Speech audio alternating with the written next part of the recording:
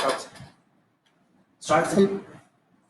Hello, welcome you all in this live session of Indira Gandhi National Open University. मैं Mangala Prasad Mishra, faculty school of computer and information sciences से आपके साथ इस live session में जुड़ रहा हूं। इस सेशन में हम कोशिश करेंगे थोड़ी चर्चा करने की कि अपनी पढ़ाई लिखाई को हम किस तरीके से जारी रखें इस परिस्थिति में जो अनप्रेसिडेंटेड कंडीशन हमारी बनी हुई है अभी, और इस कंडीशन को कोप अप करते हुए किस तरीके से हम इस समय को बेहतर यूटिलाइज करें so that we can continue our study as well as we can learn something which is part of our curriculum, as well as we can learn something more, we can enhance our skill. So in that context या उस कड़ी में हम आगे कहें तो हम इस सेशन में चर्चा करेंगे थोड़ा प्रोग्रामिंग किस तरीके से सीखा जाए और प्रोग्रामिंग सीखने के क्या फ़ायदे हैं। और जैसा आप जानते हैं हमारे BCA MCA स्टूडेंट होने के नाते आपको प्रोग्रामिंग स्किल पे काफ़ी इम्फेसिस किया गया है, या फिर अगर आप अपने प्रोग्राम का स्ट्रक्चर देखें आपके हर सेमेस्टर में प्रोग्रामिंग स्किल्स को हमने इनकॉर्पोरेट किया हुआ है, या हम कोशिश करते हैं कि एज ए स्टूडेंट हम प्रोग्रामिंग स्किल को सीखें। तो प्रोग्रामिंग स्किल कैसे डेवलप किया जा सकता है या प्रोग्रामिंग किस तरीके से सीखा जा सकता है और ये ज़रूरी क्यों है, अगर इन सारे सवालों पे हम थोड़ा सा विचार करें तो हमें ये पता चलेगा कि अगर हमने प्रोग्रामिंग नहीं सीखी या हमारी प्रोग्रामिंग स्किल अच्छी नहीं है तो कंप्यूटर साइंस पढ़ने का बहुत ज़्यादा फायदा हमें नहीं है, या फिर जिस ऑब्जेक्ट से हम कंप्यूटर साइंस कोर्स अपना कर रहे हैं, चाहे वो MCA का कोर्स हो चाहे BCA का कोर्स हो, उसको हम पूरा नहीं कर पाएंगे या ऑब्जेक्टिव हम मीट नहीं कर पाएंगे।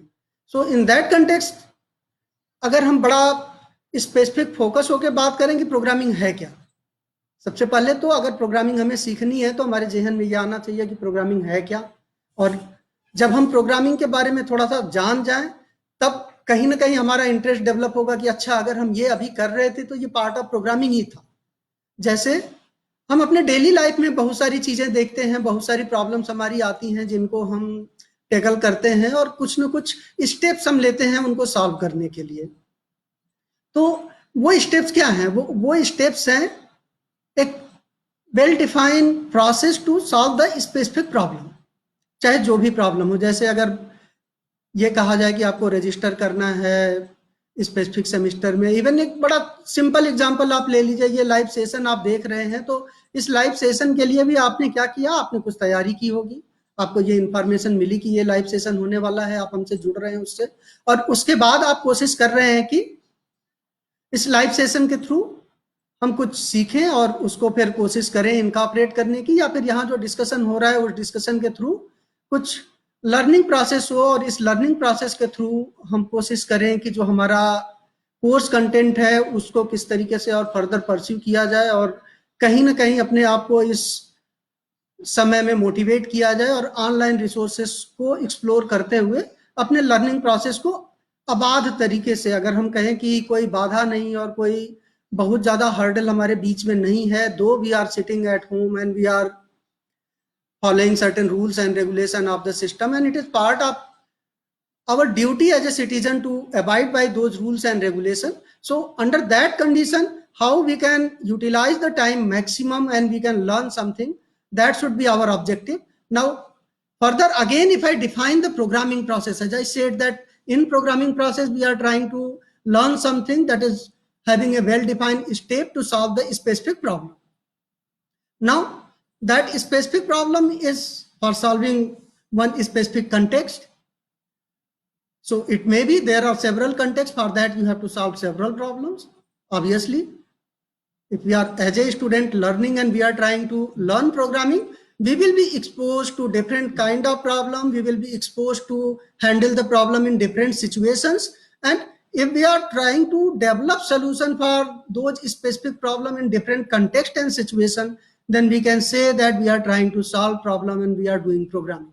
It is not essential. Here I clearly mention, or here I very clearly tell you that programming does not essentially require that you are sitting on computer and just writing program code. Though writing program code is very important, because there you will be writing, and then you will be testing your program code, and then you will be checking whether it is working or not, it is working in which condition, and which condition it is not meeting as per the specification or the requirement, what else is required to handle the specific kind of situation or problem. So in that context, you have to develop the skill in your mind. It is not necessary just you open the environment, or you open some programming platform or some programming tool and start writing program. It is not. Basically, it is our mindset, or it is our bent of mind that actually helping us to move towards learning programming skill. So in that process, what actually you have to do is you have to challenge yourself. If you are challenging yourself and you are trying to learn something regularly, then obviously you are on the track, and gradual incremental process you are applying, and in that incremental process, if you are trying to add few more concepts, few more tips, few more components of the programming, so you will find that today I have learned this, so tomorrow if I am adding one more component into it, so I can say that I have added some more skill in my skill set of programming, and I can solve some more broader kind of problem. It means gradual incremental learning process is very important in context of learning the programming skills. As you are already aware, or you have learned some basic programming skills, some basic programming languages you have gone through so far. If I talk to the student who are basically going to learn Java programming, so before Java programming you are exposed, or you are already taught what is programming and how actually a program is written and how a program is tested, what is meaning of the context of solving a specific problem. Then you have learned that how different kind of syntax components are used in the programming skill set, and how actually you are very specifically or very precisely, or I can say religiously follow the syntax which is used for solving the program. It means if you are not using proper syntax to solve the problem or write the program, then your program will definitely not run. You will be having some problem. So that error you remove just by removing those specific syntaxes. So here, one thing very important is that when we are learning a programming language, then it is very essentially for us to learn the basic syntax of that particular programming language. So programming basically start from there. For example, if we are learning, let us say, a communication language, so in that the rule of grammar is very important. And then comes semantics. Semantics say that whatever you are writing, that should be meaningful. If you are not writing some sentence in your program that is having some specific meaning, or that is having some precise or pinpointed meaning, it is not going to help you. It will not solve your specific problem. So that's why it is very essential for us to remember two basic mantras of the programming. और ये दोनों मंत्र क्या है? ये दोनों मंत्र हैं, एक तो सिंटैक्स बड़े अच्छे से हमें आना चाहिए. अगर हमें सिंटैक्स अच्छे से आता है तो जो हम लिखेंगे उसकी ग्रामर सही होगी हमारी प्रोग्रामिंग की. और दूसरा, जो हम लिख रहे हैं वो मीनिंगफुल हो.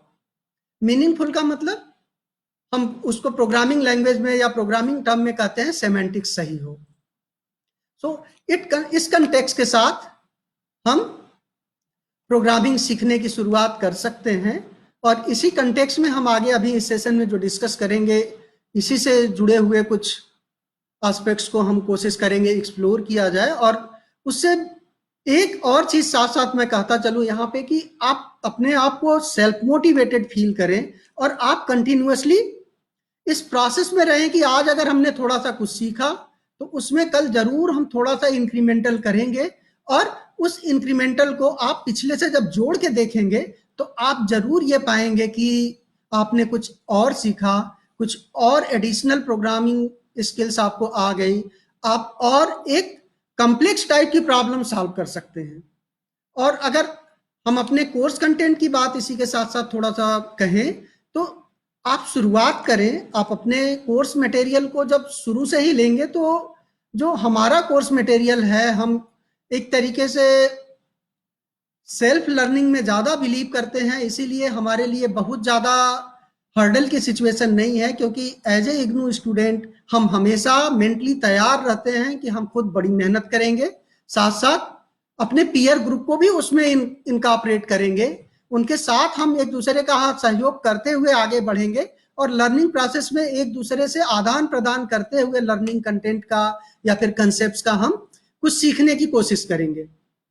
इसके साथ साथ हम फैकल्टी मेंबर यहाँ पे स्कूल ऑफ कंप्यूटर साइंस में आपके लिए हमेशा तत्पर हैं। आप जब भी किसी भी सवाल को लेके हमारे पास आएंगे या किसी भी तरीके से हमसे जुड़ने की कोशिश करेंगे, चाहे वो ऑनलाइन प्लेटफॉर्म हो, चाहे हमारा कांटेक्ट नंबर हो उसके थ्रू, या हमारे ईमेल के थ्रू, या इवन अभी जो ये सेशन हो रहा है, इस सेशन में अगर आप देखें तो आपको कमेंट करने का, क्वेश्चन पूछने का ऑप्शन अवेलेबल है, तो उस ऑप्शन के थ्रू आप जुड़िए हमसे, आप अपने सवाल रखिए और हम उन सवालों को कोशिश करेंगे कि आपको एक सुटेबल जवाब के साथ पहुंचे और आपकी प्रॉब्लम सॉल्व हो और आप अपने पढ़ाई को और आगे स्मूथली बढ़ा सकें। तो बेसिकली आपको थोड़ा सा एक इनिशिएटिव लेना होगा, आपको हमारे पास तक अपने सवाल को लेके पहुंचना होगा, और वो सवाल आप जब भी हमारे पास पहुंचाएंगे, हम फैकल्टी मेंबर आपको ये एश्योर करते हैं कि आपके सवाल का जवाब जल्द से जल्द आपको दिया जाएगा, जिससे आप अपनी पढ़ाई को अबाध रूप से आगे बढ़ा सकें। और बेसिकली बहुत सारे और भी छोटे मोटे इंस्ट्रक्शंस या फिर किस तरीके से हमें अपनी पढ़ाई को परस्यू करना चाहिए, क्या क्या चीज़ें हैं, वो सारे डिटेल्स हमने अपने प्रोग्राम गाइड में भी दिया हुआ है।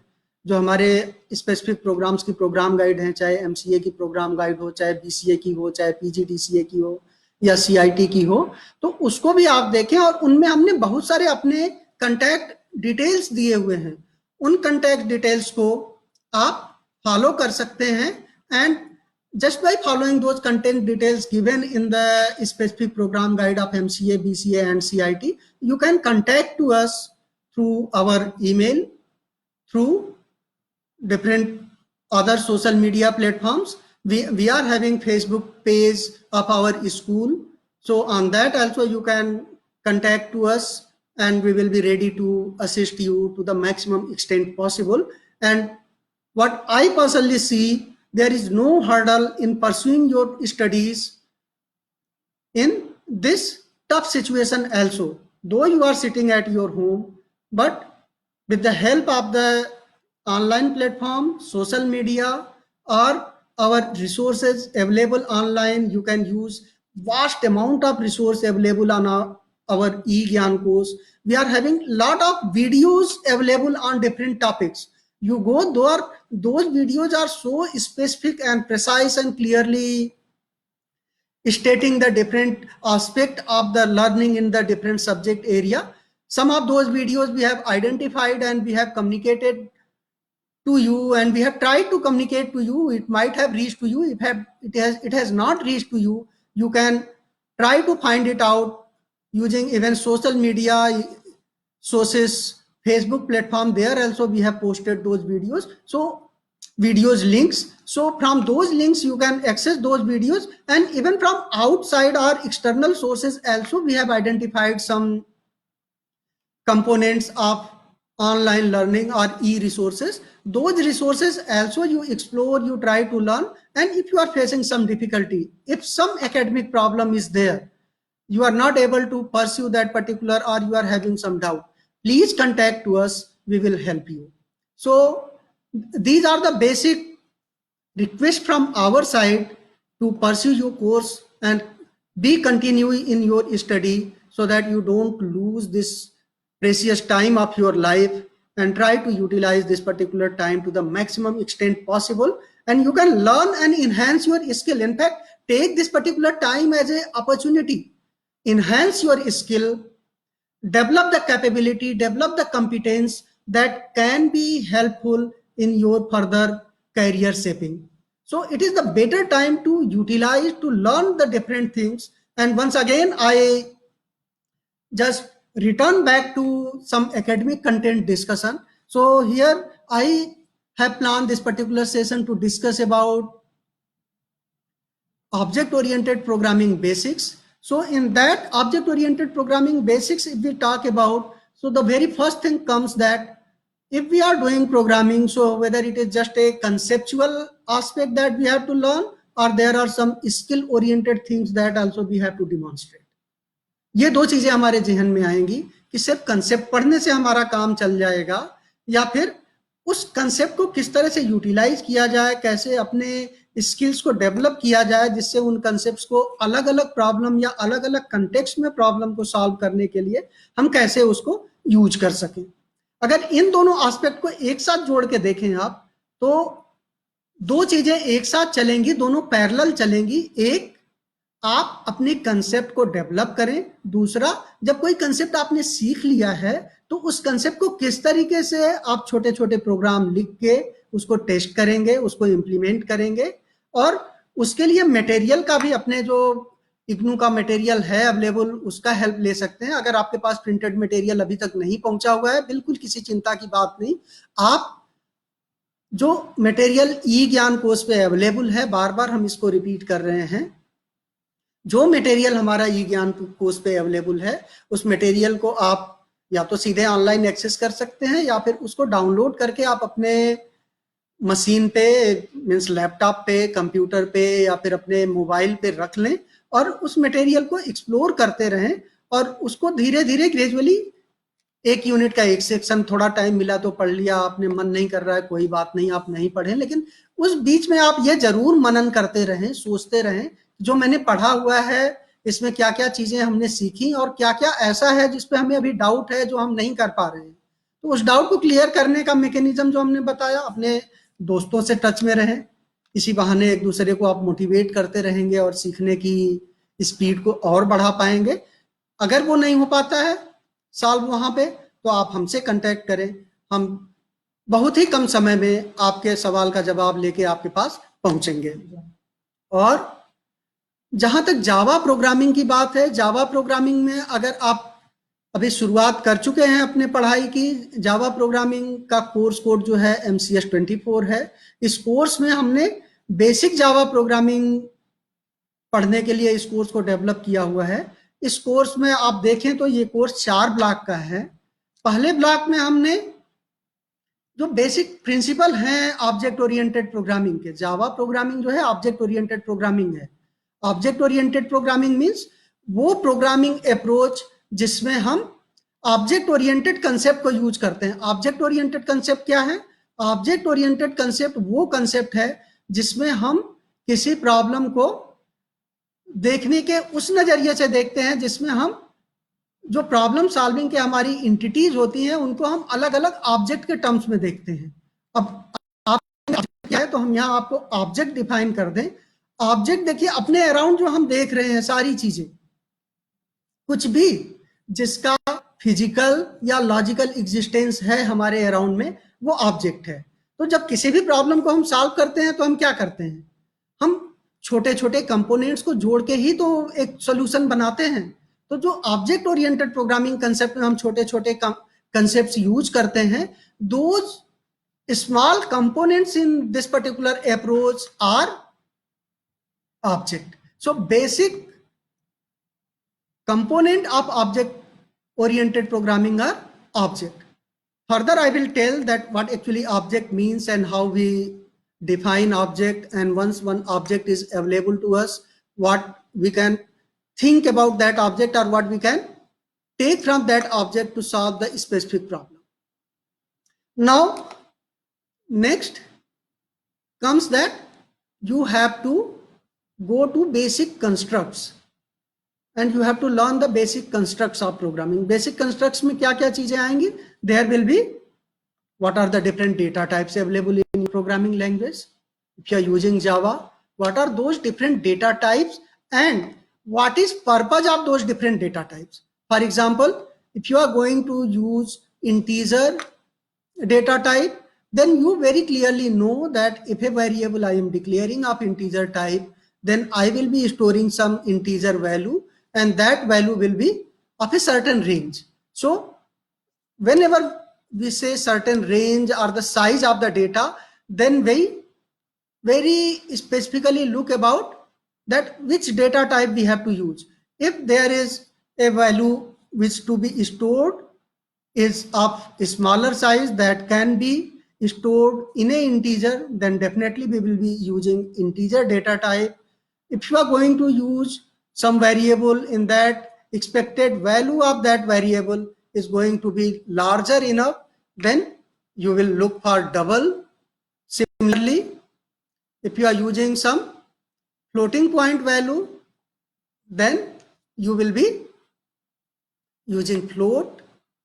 So in that way, you will be identifying, as you are already aware through other programming language C or C++ which you have learned, that these data type we choose very clearly as per our requirement. So just explore the different data types available in Java and try to write simple program. For example, just declare three variables of, let us say, integer type, and I will just try to add two variables, and then I will store the value of those two in the third one, and I will see the result. So in that way, one basic tricks you have learned, that how actually you are adding two values and then you are displaying that particular. So these things are very minutely and clearly given in your material, and you go through that, you implement that, and then challenge yourself to do something more from the given example.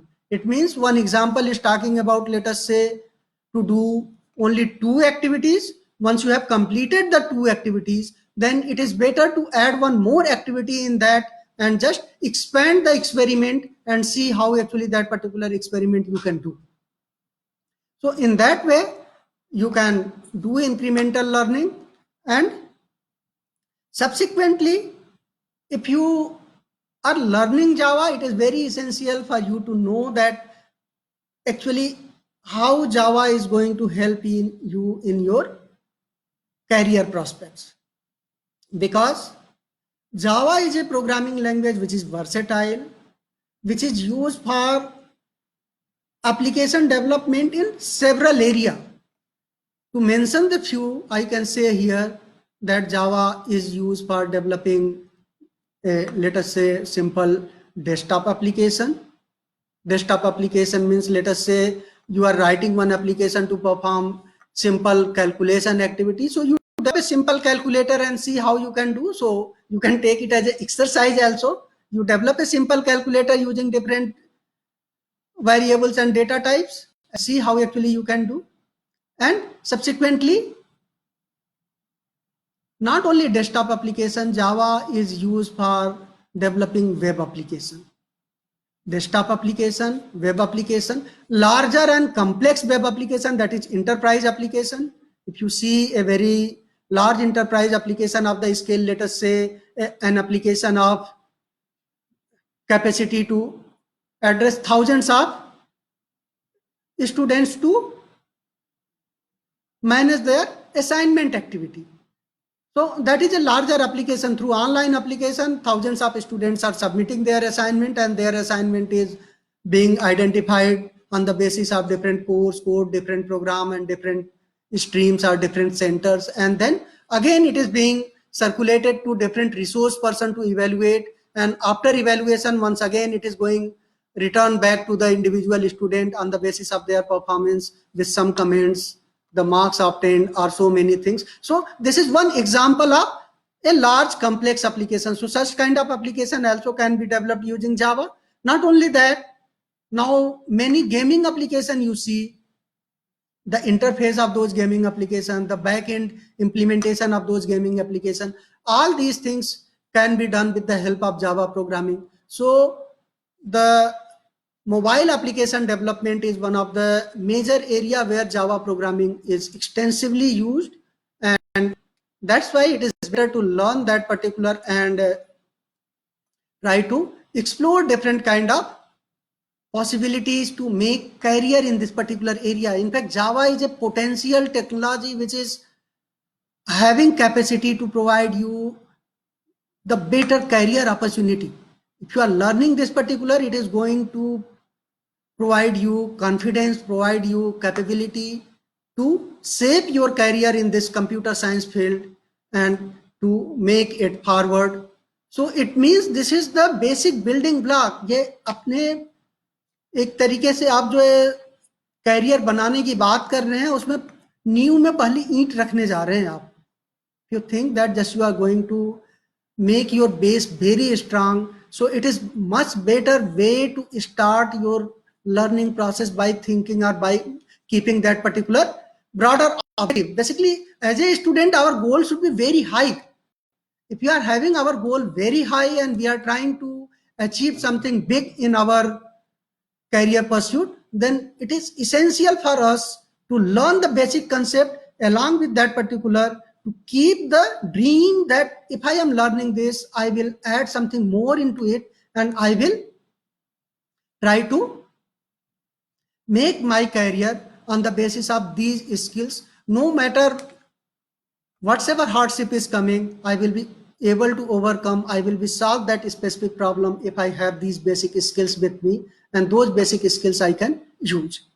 Now, with this, there are many more applications. For example, banking application you take, traffic control system you take, navigation control system you take, or you take some kind of the cellular communication or the devices which are managing the communication activities. All those applications are developed using Java technology. So Java is so strong and vast technology. It is better to see the strength of that particular programming language and try to learn those basic concepts so that you are, एक तरीके से कहते हैं ना कि योद्धा आप बनने की तैयारी कर रहे हैं तो अपने तर्कस में इस तीर को रखिए, ये आपको बहुत हेल्प करेगा. और इसके साथ आप इस मोटिवेशन के साथ जावा को सीखिए, और अगर आप ये कोशिश करेंगे then definitely I can assure that you will be on the right track and you will be gaining a lot many things, so many advantages you will get in your life if you are learning this programming skill with full dedication, with honesty, and with high goal. It is very essential. If your goal is high, it will just explore and it will in fact unfold so many things which you cannot foresee right now. But if you are learning this particular programming language, what I can see, or what as a small experience in this field, I can say that it is having much more impact on your life than what you can see now. So that's why just be on track, learn it, and try to make yourself expert of handling different situations, different contexts as far as programming aspects are concerned. And Java is best for it.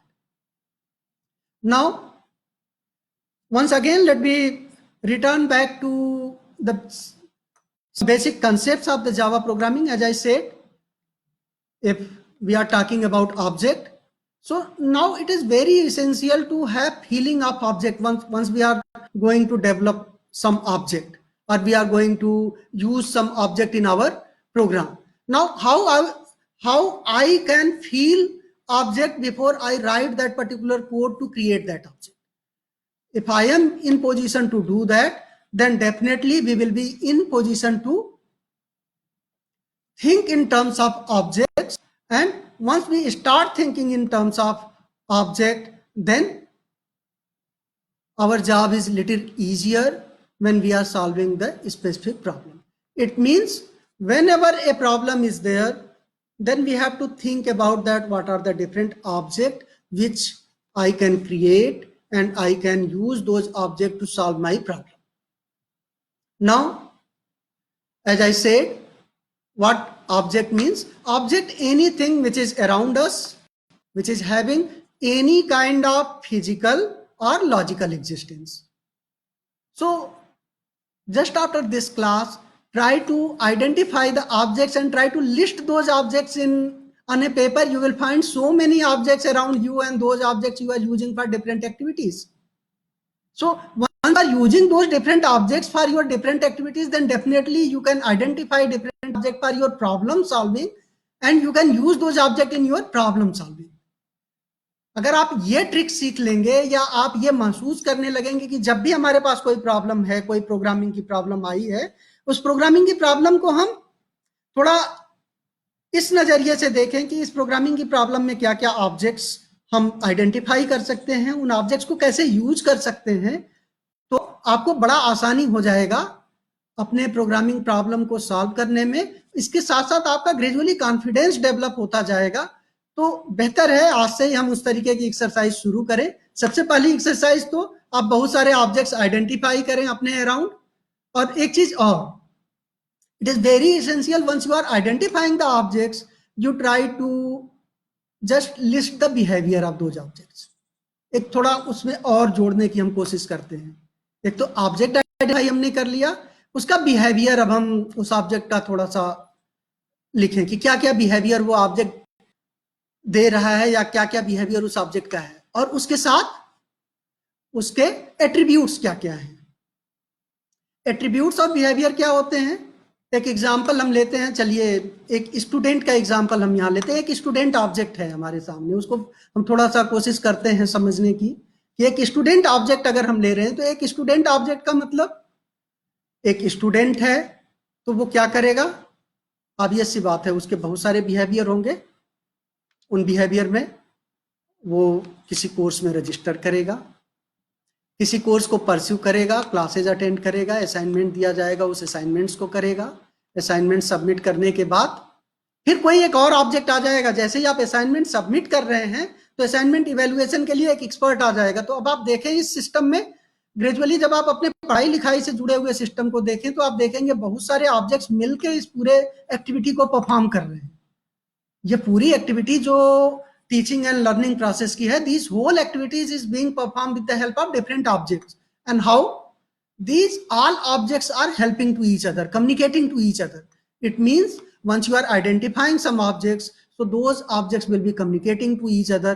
और इसको programming term में या programming language में हम कहते हैं message passing. बड़ा है ये message passing. Message passing means एक ऑब्जेक्ट दूसरे ऑब्जेक्ट से बात कर रहा है। तो जैसे ही एक ऑब्जेक्ट दूसरे ऑब्जेक्ट से बात करता है मैसेज पासिंग के थ्रू, तो हम कहते हैं मैसेज पासिंग जब होगी तो उसका बिहेवियर है ये मैसेज पासिंग का। जैसे आप अपने टीचर के साथ सवाल पूछेंगे तो सवाल पूछने के लिए आपने क्या किया, एक कोई ना कोई प्रोसेसिंग की, उस प्रोसेसिंग के बाद अपने सवाल को आपने टीचर के पास कम्युनिकेट किया और टीचर ने उस सवाल का फिर कुछ प्रोसेसिंग किया और एक जवाब दिया। तो इस तरीके से आप देख रहे हैं कम्युनिकेशन हो रहा है दो ऑब्जेक्ट्स के बीच में, और ये जो कम्युनिकेशन हो रहा है इसको हम कहते हैं message passing. And eight the same time this message passing process is not happening just passing of the message from one to another. Before passing the message, some internal implementation or some internal activities are happening. वो activity होने के बाद ही आपका जो result आता है उस result को आप कम्युनिकेट करते हैं थ्रू मैसेज पासिंग। और अगर आप नॉर्मल प्रोग्रामिंग के टर्म में कहें तो आपने अपने फंक्शंस को देखा हुआ है और उसको आपने कोशिश किया है जानने का, और वो फंक्शन में आप क्या करते हैं, कोई एक स्पेसिफिक एक्टिविटी लेते हैं, उस एक्टिविटी को परफॉर्म करते हैं, जो रिजल्ट आता है उसको एज ए रिटर्न आप वापस कर देते हैं। Function is returning something, sometime function don't return. तो अगर फंक्शन रिटर्न नहीं करता है तब भी अंदर वो जो एक्टिविटी हो रही है कुछ एक्टिविटी परफॉर्म करके सिस्टम के स्टेट को चेंज करता है। तो देखिए यहाँ तीन चार चीजें एक साथ जुड़ गई। एक हमने कहा ऑब्जेक्ट है, तो ऑब्जेक्ट के साथ क्या है, उसका बिहेवियर है, और बिहेवियर को हमने कहा कि किसी फंक्शन के थ्रू बिहेवियर डिपेक्ट हो रहा है। तो फंक्शन जो बिहेवियर हमारा है वो किसी फंक्शन के थ्रू इंप्लीमेंट होगा। जो भी ऑब्जेक्ट होगा उस ऑब्जेक्ट का अगर हमने कोई फंक्शन है या कोई कैरेक्टरिस्टिक है तो वो कैरेक्टरिस्टिक का इंप्लीमेंटेशन जो हम करेंगे वो इंप्लीमेंटेशन किसके थ्रू डिपेक्ट होगा, फंक्शन के थ्रू। तो उसको हम नॉर्मल प्रोग्रामिंग टर्म में कहते हैं फंक्शन है ये। वो फंक्शन एक स्पेसिफिक कैरेक्टरिस्टिक को प्रेजेंट करता है। इसी के साथ उसका इंटरनल इंप्लीमेंटेशन आप कर रहे हो, और इसके साथ साथ आप क्या कर रहे हैं, इसके साथ साथ कुछ और ऑब्जेक्ट्स हैं आपके, उनके भी फंक्शंस हैं, उनको भी इंप्लीमेंट कर रहे हो। तो इस तरीके से थोड़ा सा और अगर इस पूरे प्रोसेस को हम एक्सपेंड कर दें तो एक बड़ा सिस्टम अगर हमने प्रोग्रामिंग का लिया तो उसमें क्या देख रहे हैं हम, बहुत सारे ऑब्जेक्ट हैं जो एक दूसरे से कम्युनिकेट कर रहे हैं और प्रॉब्लम सॉल्विंग में एक दूसरे का सहयोग करके अल्टीमेटली सॉल्यूशन की तरफ बढ़ रहे हैं। अब ये ऑब्जेक्ट बनेगा कैसे? ऑब्जेक्ट होगा जिसके कुछ क्या होंगे, कुछ स्पेसिफिक एट्रीब्यूट्स होंगे और कुछ स्पेसिफिक बिहेवियर होंगे। तो जो ऑब्जेक्ट और बिहेवियर ये दो चीजें होती हैं, उन दोनों चीजों को हम एक साथ डिफाइन करके क्या बनाते हैं, क्लास बनाते हैं। और क्लास की डेफिनेशन क्या है? By definition if we say that class is blueprint of object. तो इसका मतलब है कि जो हमारे प्रोग्रामिंग में ऑब्जेक्ट पार्टिसिपेट कर रहे हैं, उन ऑब्जेक्ट्स को, अलग अलग टाइप के ऑब्जेक्ट्स के लिए हम क्या बनाते हैं, अलग अलग क्लासेस बनाते हैं। और हर क्लास में उस ऑब्जेक्ट का जो इंटरनल इंप्लीमेंटेशन होगा, जैसे उस ऑब्जेक्ट में क्या क्या एट्रीब्यूट्स हैं, तो उसको हम डेटा मेंबर कहते हैं। ये अलग अलग अल्टरनेट टर्मिनोलॉजीज यूज होती हैं। आप मटेरियल को थोड़ा सा और एक्सप्लोर करके देखेंगे, then you will be in position to learn few things more, and gradually these things will be much more clear to you once you write simple program and experiment that। और जैसे ही in fact आपके programme का result आएगा ना, वो और energy आपको देता है और हमारा अंदर से और मन करता है कि हम और प्रोग्राम लिखें और थोड़ा अलग टाइप के प्रोग्राम को सॉल्व करने की कोशिश करें। तो ग्रेजुअली इससे हमारा इंटरेस्ट डेवलप होगा और कहीं ना कहीं आपके स्किल इन्हेंसमेंट में ये आपको हेल्प करेगा। तो फिर हम देखें तो क्लास की बात अभी हम कर रहे थे, तो क्लास में हमने क्या किया, class is a blueprint. Blueprint का मतलब क्या हुआ, एक खाका तैयार कर लिया हमने, एक बेसिकली स्ट्रक्चर बना लिया। उसी स्ट्रक्चर को यूज करके हम अलग अलग ऑब्जेक्ट्स जनरेट करेंगे, then those different objects will be helpful in our problem solving and those objects will be participating to solve the problem with the help of message passing. तो ये मोटा मोटी कंसेप्ट आपको शायद कुछ क्लियर हो गया हो। अगर थोड़ा सा डाउट है जहां भी, तो आप अपने मटेरियल को रिफर करें। उसके साथ साथ अगर आपको कुछ और डाउट है तो आप जरूर हमसे सवाल पूछें। आप यहाँ भी कमेंट में सवाल दे सकते हैं या फिर हमसे डायरेक्टली जुड़ सकते हैं। ईमेल आईडी में एक बार यहाँ पे आपको बोल दूं, वैसे आपके मटेरियल में ईमेल आईडी मिल जाएगा, फिर भी mpmisra.ac.in mpmisra@ignou.ac.in। so in that way you can do the things। और अब आगे थोड़ा सा और हम बढ़ते हैं, कोशिश करते हैं कि ऑब्जेक्ट ओरिएंटेड प्रोग्रामिंग में दो चीजों की बात हमने थोड़ी सी यहाँ पे टच की, एक ऑब्जेक्ट और दूसरा क्लास। और ऑब्जेक्ट की जब हमने बात की तो हमने कहा कि उसका एट्रीब्यूट होगा और उसका कुछ बिहेवियर होगा।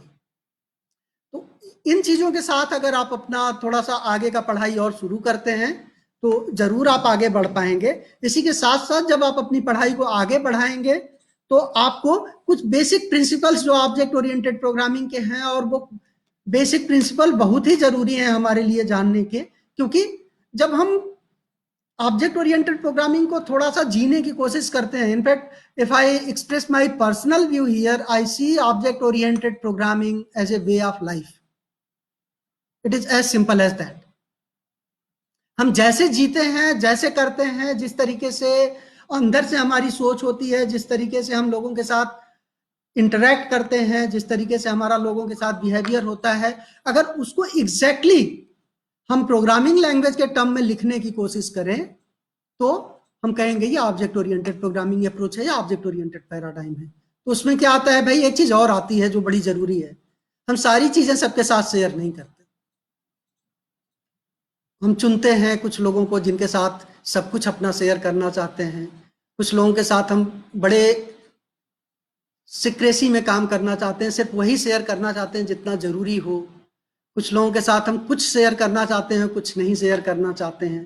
तो अगर इस फिलॉसफी को हम लेके चलें तो ऑब्जेक्ट ओरिएंटेड प्रोग्रामिंग में एक कंसेप्ट आता है एक्सेस स्पेसिफायर का। एक्सेस स्पेसिफायर की बात जैसे ही हम करते हैं वहां पे ये आता है कि भाई डेटा जो हमारा है बहुत जरूरी है हमारे लिए। जब हम कोई कॉम्प्लेक्स प्रॉब्लम बनाते हैं या फिर किसी सिस्टम में जो हमारा डेटा होता है, actually data is much more important than code. जो प्रोग्रामिंग का कोड है ना हमारा, उससे हमारा जो डेटा होता है जिसपे एक्चुअली वो प्रोग्रामिंग का कोड इंप्लीमेंट होगा, या जिस यूजर के लिए एप्लीकेशन चलेगा, उस यूजर के डेटा की वैल्यू मल्टीफोल्ड ज्यादा होती है। इनफैक्ट उसकी कोई कंपैरिजन नहीं है कि कितनी ज्यादा वैल्यू होगी डेटा की, क्योंकि आप देखें आज के दिन में सोशल मीडिया का जमाना है। हम कहते हैं कि सोशल मीडिया का जमाना है, उसके बहुत सारे एडवांटेजेस भी हैं, थोड़े से शायद कुछ डिसएडवांटेजेस भी हैं। वो डिसएडवांटेज है सिक्योरिटी रिलेटेड। और कहीं ना कहीं आप ये देखें, अगर सोशल मीडिया प्लेटफॉर्म, तो थोड़ा जावा से इतर अगर हम बात करें, तो सोशल मीडिया प्लेटफॉर्म पे जो हम डेटा का गेम देख रहे हैं, अल्टीमेटली जो बहुत बड़ी बड़ी सोशल मीडिया की कंपनीज हैं या सोशल नेटवर्किंग की कंपनीज हैं, उनका अगर रिवेन्यू जनरेशन देखें, उनकी प्राइस हो सकते हैं 50,000 हैं, 60,000 हैं, 46,000 हैं। इस तरीके से उनका अगर रिवेन्यू टर्नओवर देखें, जो पैसा कमाते हैं वो देखें, तो वो बिलियंस में है। लेकिन वो रिवेन्यू जनरेट किससे होता है? एडवर्टाइजिंग से। ये एडवर्टाइजिंग मतलब 98%, more than sometime 98% revenue of these big companies are generated from advertising. तो वो एडवर्टाइजिंग किसको टारगेट करके करते हैं? अपने डेटा को टारगेट करके करते हैं। कौन है डेटा? जो उनकी साइट को फ्री यूज कर रहा है, वो उनका डेटा है। तो इस तरीके देखें तो डेटा का इतना इंपॉर्टेंस है।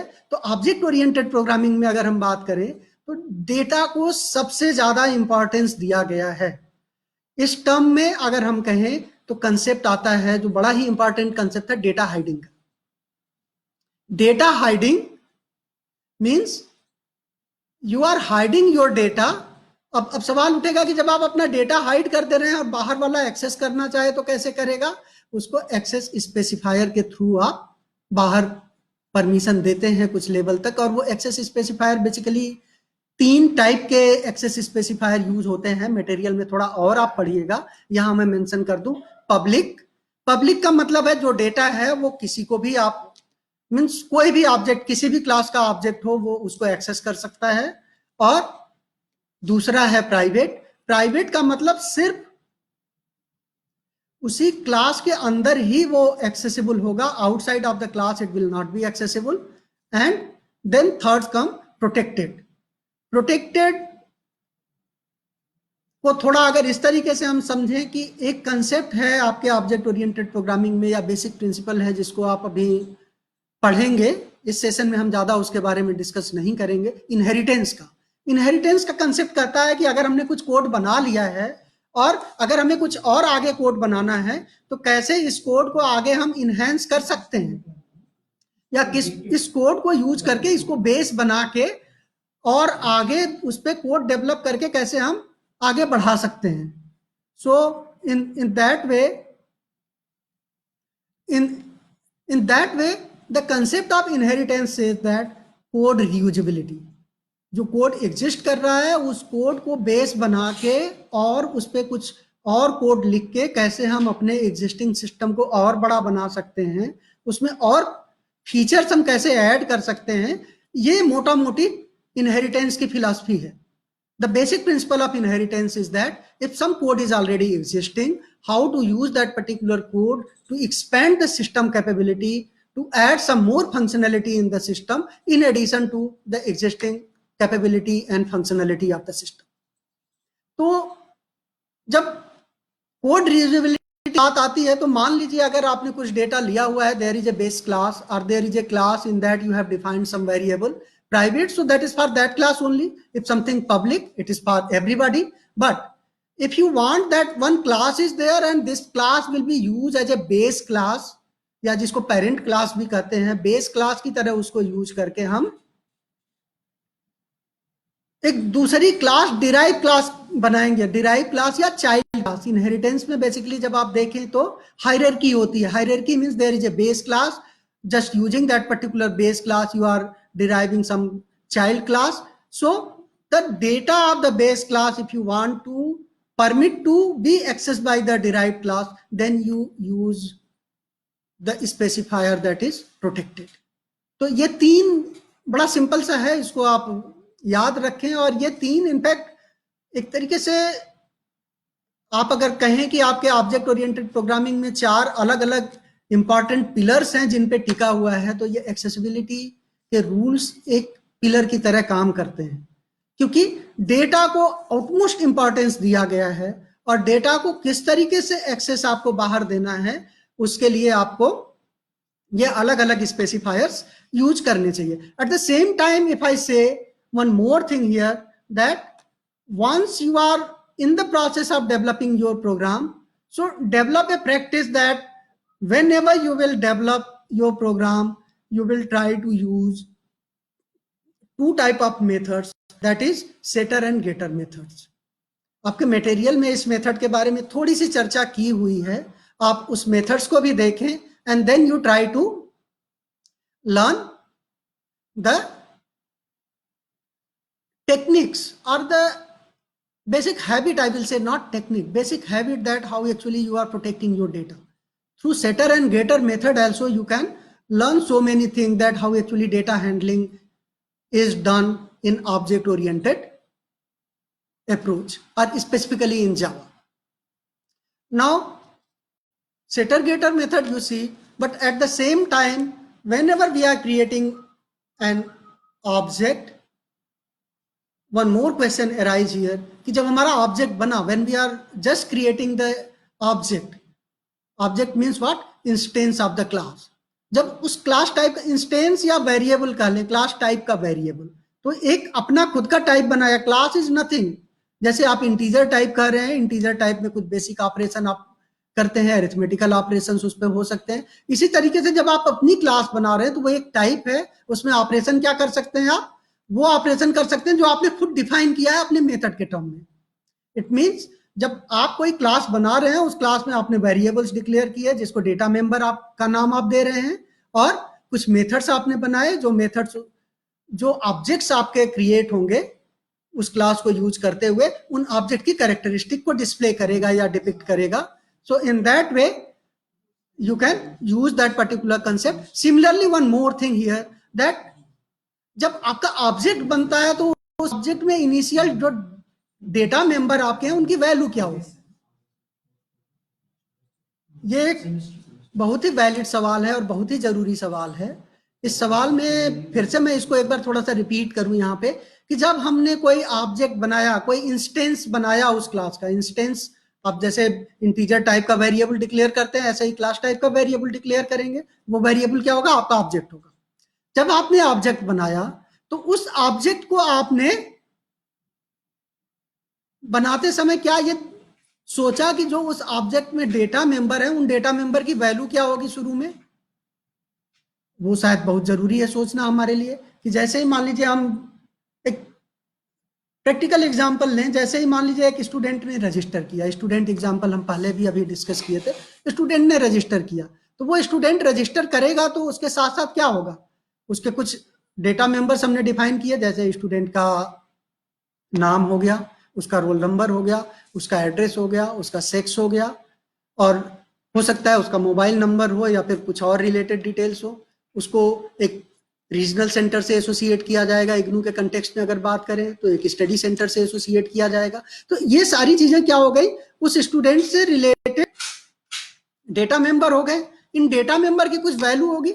जैसे ही एक स्टूडेंट ऑब्जेक्ट एग्जिस्टेंस में आएगा, उन डेटा मेंबर की वैल्यू होगी, और अगर उनकी वैल्यू हमने नहीं डिफाइन की और वैसे ही डिफॉल्ट क्रिएट किया तो उनकी वैल्यू जो फील्ड की डिफॉल्ट वैल्यू होगी, जैसे मान लीजिए एज हम दे रहे हैं, एज इंटीजर हमने दिया, तो अगर एज हमने दिया हुआ है तो एज की डिफॉल्ट वैल्यू जो 0 होती है वो 0 रहेगा.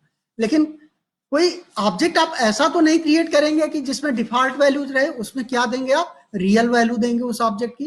तो वो रियल वैल्यू देने के लिए दो तरीके हैं. पहला, जो हमने अभी सेटर मेथड की बात की थी, कि ऑब्जेक्ट पे हर फील्ड के लिए एक सेटर मेथड बनाया जाए और हर फील्ड पे एक वैल्यू देके उसकी वेरिएबल उस फील्ड को उस वैल्यू के साथ सेट किया जाए. दूसरा है कंसेप्ट ऑफ कंस्ट्रक्टर.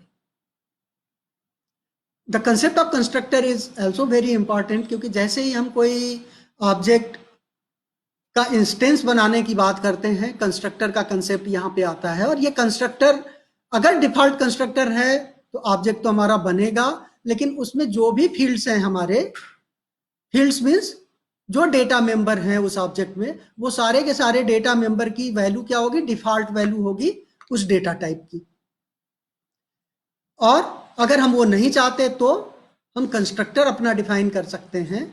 और जब कंस्ट्रक्टर हम डिफाइन करते हैं तो क्या होगा, जो कंस्ट्रक्टर हम बनाए रहेंगे उस कंस्ट्रक्टर में जो हमने वैल्यू दी हुई है स्पेसिफिक ऑब्जेक्ट को क्रिएट करने के लिए, वो वैल्यू स्पेसिफिक फील्ड्स में स्टोर होगी। It means when object will come into existence it is ready for use. और कंस्ट्रक्टर बेसिकली दो तरीके से आप देख सकते हैं, एक है कि पैरामीटराइज कंस्ट्रक्टर और दूसरा non parameterise constructor. Non parameterise constructor में आप एक कोई डिफॉल्ट वैल्यू फिक्स कर देते हैं जब इंप्लीमेंटेशन के टाइम पे ही, और आप वो वैल्यू असाइन करके ऑब्जेक्ट क्रिएट कर देते हैं। लेकिन बेहतर यह है कि जब हम रियल वर्ल्ड की प्रॉब्लम सॉल्व कर रहे हों तो पैरामीटराइज कंस्ट्रक्टर हमारे पास हो, जिससे ऑब्जेक्ट का इंस्टेंस बनाते समय ही हम हर फील्ड के लिए स्पेसिफिक वैल्यू या स्पेसिफिक पैरामीटर पास कर सकें, जो उस स्पेसिफिक डेटा मेंबर में जाके फिर स्टोर होगा जब आप कंस्ट्रक्टर को इंप्लीमेंट करेंगे तो, और आपका ऑब्जेक्ट रेडी टू यूज होगा। तो इस तरीके से हम देखें तो ऑब्जेक्ट को हम रेडी टू यूज बना सकते हैं कंस्ट्रक्टर यूज करके। तो आप डिफॉल्ट कंस्ट्रक्टर छोड़ेंगे तो उसका डिसएडवांटेज हमने बता दिया, पैरामीटराइज कंस्ट्रक्टर का क्या एडवांटेज है ये थोड़ी चर्चा हमने कर ली, नॉन पैरामीटराइज है तो क्या होगा वो देख लिया। Now it is time to just write simple program, create simple classes and try to practice by defining some getter setter method as well as defining some methods associated with the object which will be created by that particular class to perform the different activities. It means उस object की जो characteristic है उसको implement करें कुछ method के साथ आप, और कोशिश करें जो मटेरियल है उसको पढ़ें और उसमें देखें, जो प्रोग्रामिंग एग्जांपल्स दिए हुए हैं उनको सॉल्व करें, कुछ प्रोग्रामिंग एक्सरसाइजेस दी हुई हैं उनको सॉल्व करें। और इसके अलावा भी अगर आपके जहन में कुछ प्रोग्राम आता है प्रॉब्लम सॉल्विंग का, आप उसको कोशिश करते हैं, और अगर आप कहीं डिफिकल्टी महसूस करते हैं, you try to contact to us, we will be helping you and we will be helping you in the minimum time possible.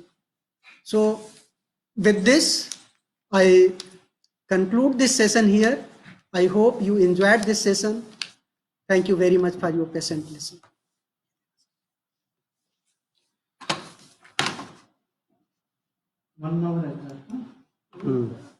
थोड़ा जल्दी एक तो काम किया।